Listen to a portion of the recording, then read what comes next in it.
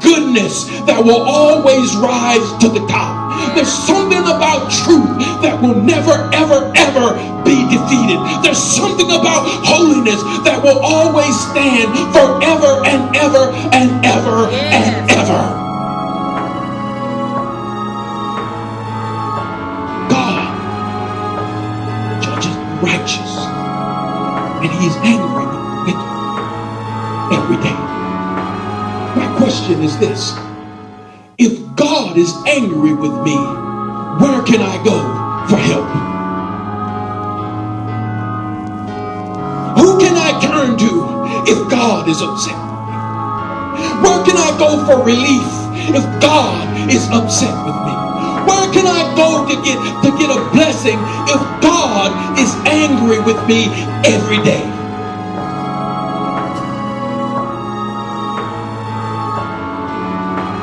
So how can that be? How can God be angry with us every day? Listen, the Bible says in 1 Kings that God was angry with Solomon. Why was God angry with Solomon? Because Solomon had established, and God had built Solomon's kingdom on righteousness. There was a day when God came to Solomon and he said, ask whatever you want.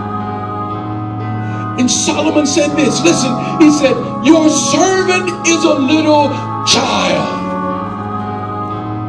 I don't know how to go in and out. I don't know how to walk before you. I need your help.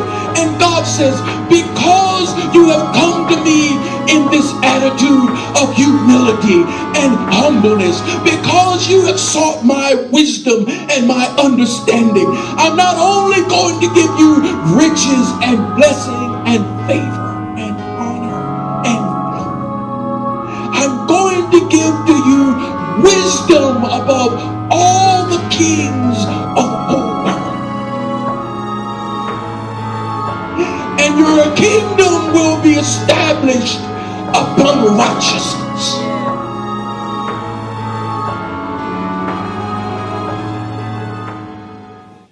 But after Solomon became strong, after Solomon became mighty,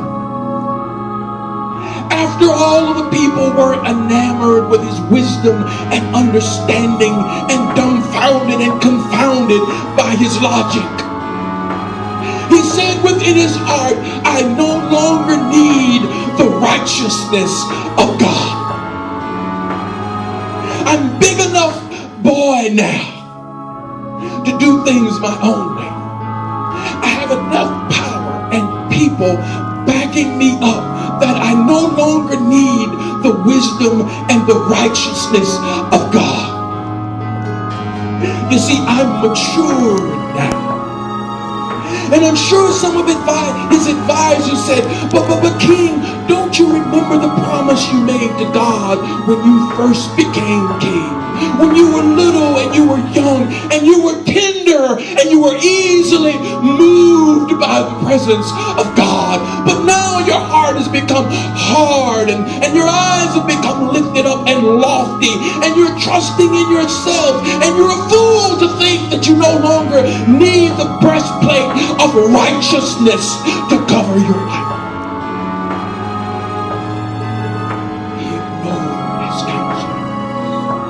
He ignored the voices of those teachers and instructors who instructed him. He forgot about all that his father David had taught him and instructed him in the ways of righteousness, and he went on his way into sin and into darkness. And the Bible says in 1 Kings, and the Lord was angry with Solomon. God says, I'm going to remove you.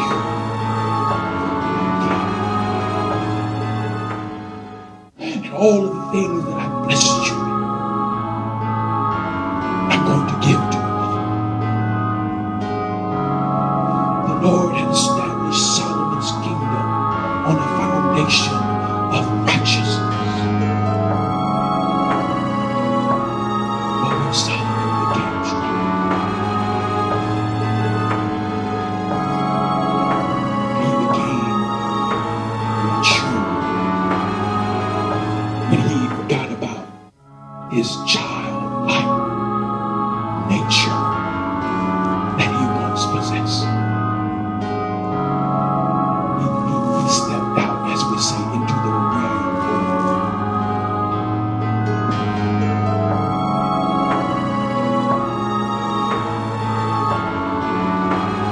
Morals, seek righteousness and never quit. Seek righteousness and never quit. Do what's right and never quit. Do what's right and let your feelings catch up later. They will.